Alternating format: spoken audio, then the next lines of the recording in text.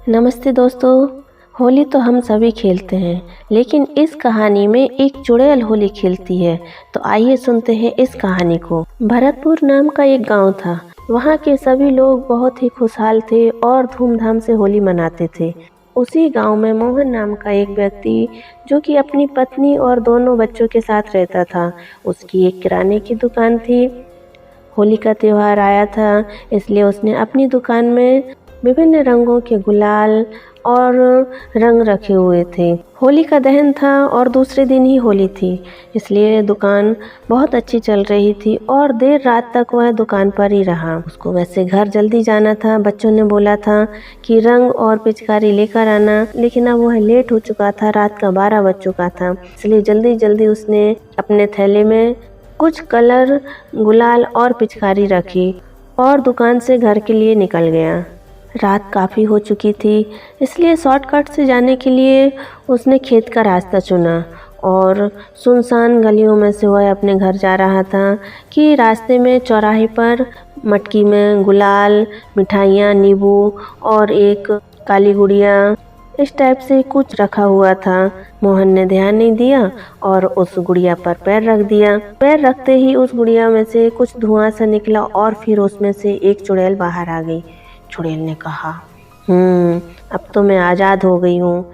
अब मैं बहुत धूमधाम से होली खेलूँगी। और उस मटकी में जो गुलाल और रंग रखे हुए थे वह उसने लगा लिए और आगे बढ़कर थैली में से भी रंग और गुलाल निकालकर अपने चेहरे पर लगा लिए।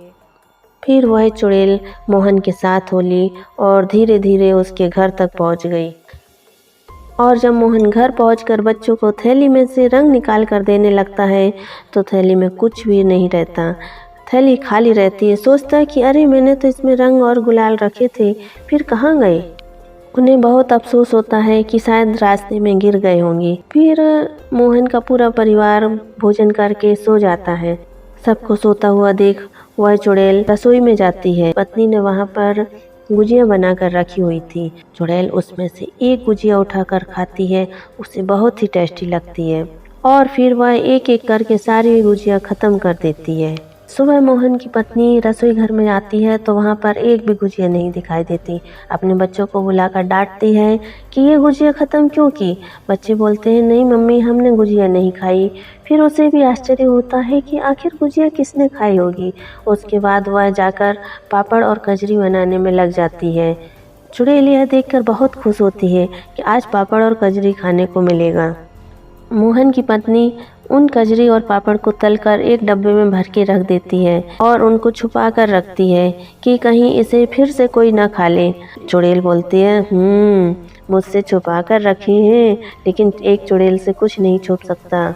और मोहन की पत्नी जैसे ही दूसरे काम में व्यस्त होती है कि वह चुड़ैल वहाँ पर जाकर कजरी और पापड़ को भी एक एक करके ख़त्म कर देती है।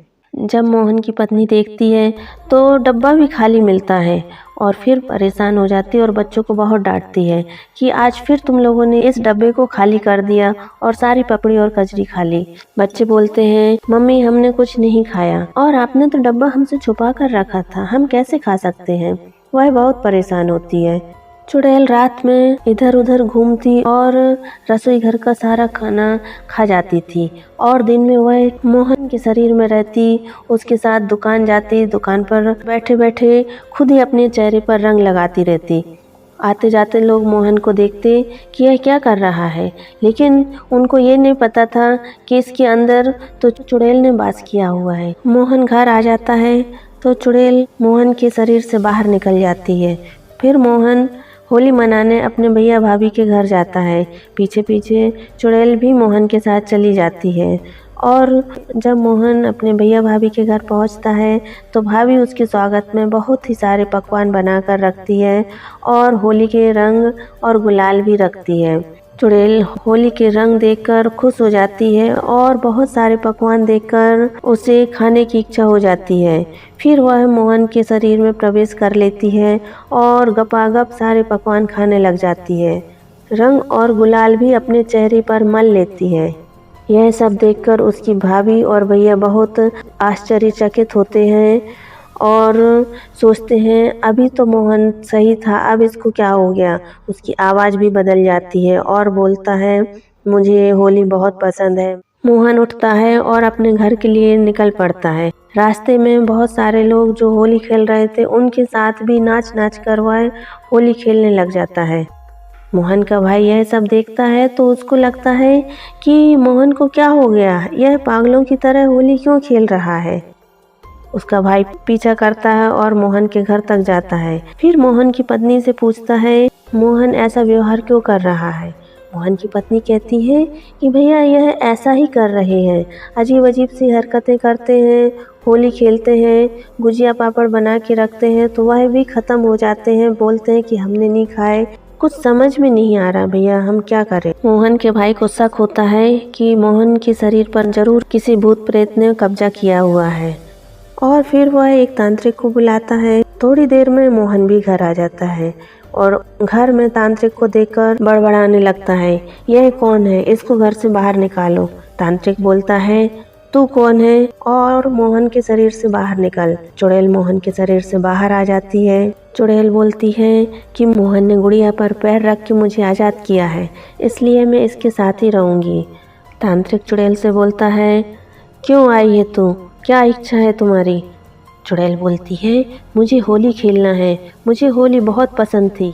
तांत्रिक पूछता है तुझे होली पसंद क्यों है। चुड़ैल बोलती है मुझे बचपन से ही होली खेलना बहुत पसंद था, लेकिन हम गरीब थे, मैं एक गरीब परिवार में थी, वहाँ पर ना तो रंग लेने के लिए पैसे थे, ना ही गुलाल लेने के लिए, और ना ही अच्छे पकवान घर में बनते थे। एक बार बाहर बरामदे में सभी बच्चे होली खेल रहे थे और मैं बीमार बिस्तर पर पड़ी हुई थी और होली को देखते देखते ही मेरी मृत्यु हो गई, लेकिन मेरा सपना अधूरा रह गया होली का। और मृत्यु के बाद मैं एक लड़की के शरीर में प्रवेश कर गई। वहाँ के लोगों ने एक तांत्रिक के जरिए मुझे गुड़िया में कैद कर दिया और उस गुड़िया पर जब मोहन ने पैर रखा तो मैं आज़ाद हो गई। अब मुझे होली खेलना है। तांत्रिक बोलता है अब तू चली जा, लोगों को परेशान मत कर। चुड़ैल बोलती है नहीं मुझे होली खेलना है। तांत्रिक बोलता है ठीक है, मैं तुझे होली खिलवाऊंगा, लेकिन उसके बाद तू चली जाना, किसी को परेशान मत करना। फिर चुड़ैल बोलती है मुझे एक बार ही नहीं, मुझे हर साल होली खेलना है, लेकिन तुम मुझे कैद नहीं करोगे।